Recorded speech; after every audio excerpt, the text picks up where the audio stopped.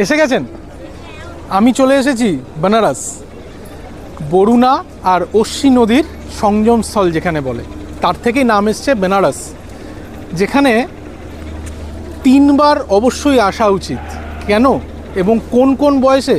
একটা আসুন ইয়াং বয়সে এক রকমের বেনারস দেখতে, আর একটা আসুন মাঝ বয়সে, আরেকবার আসুন অবশ্যই তীর্থক্ষেত্র হিসাবে বয়সকালে, মানে যেই সময় বার্ধক্য বলা হয়। 3 ভাবে বেনারসকে দর্শন করুন, 3 ভাবে মাহাত্ম্য বুঝবেন বেনারসের। আর আমি এখন দাঁড়িয়ে রয়েছি মণিকর্ণিকা ঘাটের, যেখানকার মাহাত্ম্যও অপরিসীম। তাই এখান থেকে বেনারসকে দর্শন করা এবং বোঝা খুব সহজ হবে।